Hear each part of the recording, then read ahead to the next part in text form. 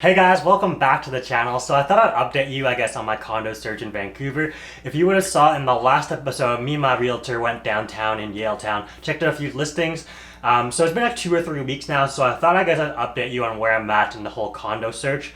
So I guess the first major change was when I first started looking at a condo downtown, I was thinking I'm gonna keep this current one in Burnaby. It's a 2 bedroom right now, and I was thinking about I was gonna rent it out. I can pretty much just have this cover off the mortgage on this place and kind of just build equity in this place, and then also I can just live downtown and just kind of pay that off myself. But living downtown is definitely a lot pricier than I anticipated. A 1 bedroom in Yaletown can pretty much run you the same cost as like a 2 bedroom here. So I guess I'd be definitely pretty leveraged if I did get two places. So I guess it's time to sell this one and then I can just move on and have a fresh start downtown Vancouver. And you know, if I do find a place that is cheaper than this place, then that's just extra pocket money that I can use just for like investing or something like that. I'm kind of big into sports cards right now, so we can kind of just hopefully, put some money towards that. All right, boys, first pack rip.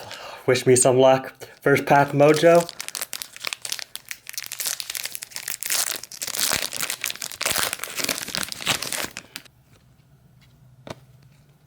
Tyler Hero. This guy needs to do a bit better for my rookie card though.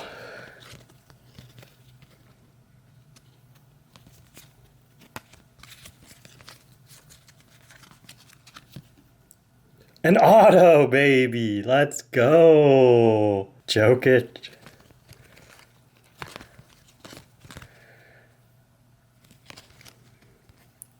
So that was probably the biggest update. I'm probably listing the place in June, I guess like after tax season, and then putting this up for market. But it was kind of perfectly timed because I actually got a notice in the mail from a realtor advertising this building saying that someone on the 6th floor, same floor plan pretty much, sold their unit for $72K over asking, and I think they got like $760. So hoping we get something like that for this.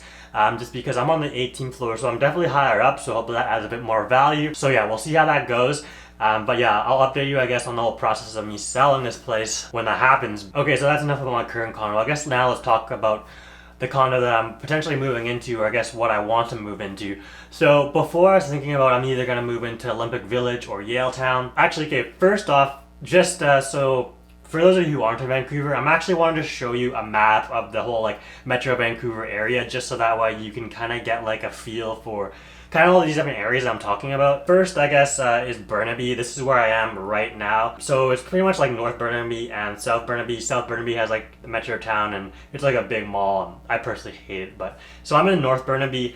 And that's where a lot of like developments have been coming up recently. So it's supposed to be like an up and coming neighborhood. And from Burnaby to like downtown Vancouver, it's about like a 35-minute SkyTrain, like 25-minute drive. So you're still not too far away from like downtown. So like Burnaby's not a bad place by any means, but just obviously because I don't have a car and all that stuff, I want to be more central. I want to be in the city kind of thing. And then like obviously there's outer neighborhoods, which is like Surrey, Coquitlam, and Port Moody and stuff like that. Like that is just farther west from where I'd want to be, and Surrey is a bit sketchy too. So definitely don't want to be there. In Vancouver itself, there's along the Canada line, starts downtown and goes all the way south. There's Olympic Village, which is the closest to downtown that's not downtown. You know, there's like Broadway City Hall, like Cambie, and all those other like I guess sub-neighborhoods you can call them. And that's just farther south as you go downtown. And then on the west side, that's like Kits. So that's where my friend Cassie lives. I don't know if she's been on a vlog yet when I've been posting this, but so that's also a nice area too, but it's just a bit too far removed since I don't have a car. So definitely I'm focusing on downtown. And then like downtown is obviously broken up into a lot of different like sub neighborhoods and stuff like that. And it's funny because when I was Googling a map to show you guys, I found across this Reddit post and it kind of just like marked all like the safe spots in like downtown Vancouver and like where you like should not live and all that stuff. And like as someone who's from Vancouver, I can totally just agree on how this was made. It's just like hilarious. And I'm sure if you guys aren't even from Vancouver, I'm sure you've probably heard of East Hastings. It's like a notoriously like bad street, just full of like druggies and all that stuff. It's like super sad to see, but definitely not a place I want to live either. With that being said, we kind of just summarize the neighborhoods and stuff like that. Let's just, I guess, talk about my criteria, and then I'm going to dive into some of the listings that I've kind of like earmarked, and I want to hear what you guys think about these. just because, you know, maybe there's some things I'm not considering, maybe there's other things that I should be looking into. So yeah, feel free to offer your input down below, because I'm still like fresh in this journey, and like I'm in no hurry to move, but like I definitely want to find something for the summer. So okay, so yeah, I pretty much narrowed it down to Yaletown. That's like a pretty safe neighborhood downtown Vancouver. And also, like mentioned before, it's like central, very walkable, and I think that's very important because, you know, I want to do my part reducing my carbon footprint if possible. So yeah, just living in Yaletown I think is the best of everything, especially if you can afford it. And I'm super fortunate, you know, if I can sell this place and for a good price and all that stuff, then I should be able to live in Yaletown. And like even still, like, I might not be able to afford like a newer building, but like even some of the older buildings are like super nice, which I'm going to show you, which could be a cool vibe too, because they're like kind of like heritage buildings that have kind of been like remodeled inside, and my dad's really good at renovating all that stuff too. So like the age of the building doesn't really matter so much. It's more, I guess, about the structural integrity, and then I guess the location as well. So that way, you know, I'm obviously in a good central location that's safe, and inside, like, don't need to worry about, my dad can totally gut the place. And yeah, speaking about that, like, yeah, my dad's like super good at renovations, super, like, he's built like all the houses that I've lived in. I was just curious about one of the houses he built, and someone actually posted a YouTube video because I guess they're selling the place, and I'm gonna show some clips just so that you can kind of see. But yeah, my dad's like pretty talented and all that stuff. So obviously that did not like pass down to me. I'm a white collar worker, I don't get my hands dirty. But yeah, I'm glad that at least I have my dad for a lot of this stuff.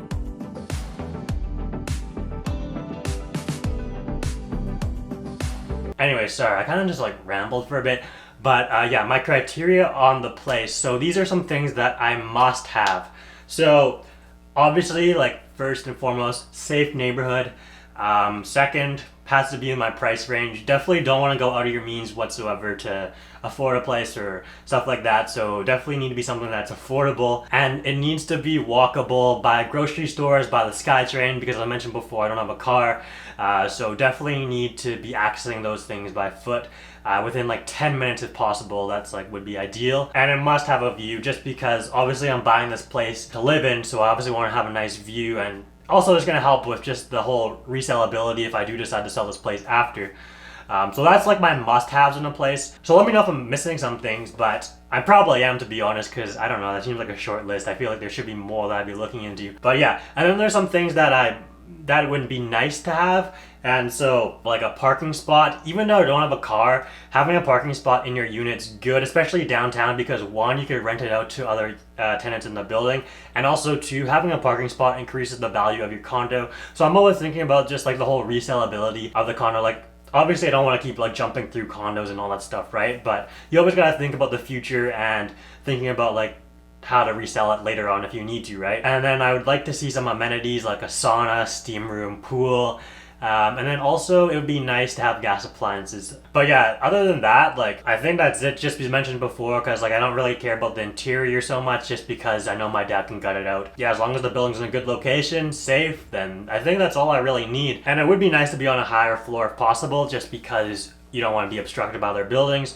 And also you want to have that view. Okay, so guys, I thought we'd dive into some listings right now, and I'll show you guys some of the things I've been considering. So Yaletown's actually unique in the sense of there's a lot of historic, like, heritage buildings, and so a lot of them are like the old brick stuff, and so they're kind of like lofts and all that kind of cool, like, characteristic kind of, so it's like different than, you know, a lot of like the modern day skyscrapers, which is like very cool, but also means like there's not a lot of units, I guess, so the turnover in them is kind of low, and people like to live in Yaletown, so there's not really a lot of them for sale. But I can show you, I guess, some of the kind of cool buildings that I've come across in Yaletown. If they do pop up, then these are some things that I would consider. As you can see here, like cool like brick walls and like super open floor plan. This is like something I think that's super cool, something unique to Yaletown, and like, yeah, so this right here is kind of like reworked, and like you can see the outside of this one, right? It's like, I think it's only 4 floors. So like smaller low-rise buildings in Yaletown, that's pretty common. 2 kind of streets where it's like all like brick stuff, and yeah, it's pretty cool. And then so another one I was considering is, so this is a bit of a newer building in the sense of well, actually, all the buildings that I'm showing you, they're like 15 to 20 years old. So these still like maintain a lot of the value, just because they're well-built buildings and stuff like that, and then also too just because obviously the interior's been reworked and all that stuff. So ideally what I'd like is to find a building that hasn't been renovated yet, so that way the price is not as steep.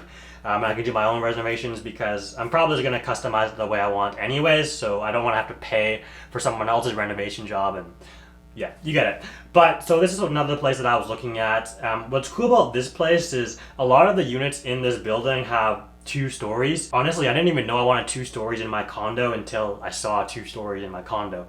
But yeah, it's like super cool, and obviously this has been like renovated, so you can kind of just get an idea of like how you can kind of just like make an older building new again. So you kind of just have to look for those gems. But yeah, like this building is like super, or this condo is super nice. So yeah, that's like one thing I'm considering. And like, see, this is like a higher rise than the other building that I showed you. So the first 2 buildings I showed you were kind of more in the central area of Yaletown. This building now is kind of like on the outer skirts, kind of closer to like the buildings that were by the casino in my first episode. So this one's overlooking the water pretty much, and it's like on the other end. And so this is something I was considering as well. But yeah, it got renovated inside because this is like a 15-year-old building as well. But this is just something to give you an idea of kind of like things I'm looking at. And like right there, that's Park Casino. And yeah, like this place has a bowling alley in it, like that's pretty neat. So that will wrap up this video. Don't want to keep this too long just because I feel like I've been rambling a lot. I don't know if you guys found this interesting or not, but I don't know. Thought it'd be cool to document, I guess, my journey and I guess of getting a new condo. Just kind of explain, I guess, my thought process on like, you know, how I'm going about kind of getting a new place, and kind of just taking you along for the ride on like all the different nuances of like, you know, selling my place, looking for a new place, potentially renovating a place, all that stuff. So let me know what you guys think. Do you like the places in the first video, like the newer buildings, or do you like something older? I'm kind of leaning for the older buildings, especially if I can find something with a cool brick interior. Especially, yeah, my dad could like renovate it and make it brand new. So you guys would also get like a renovation transformation video, which I think would be very cool. But yeah, anyways, until next time, see you in the next video. Thanks for watching. Peace. I'm a rock star.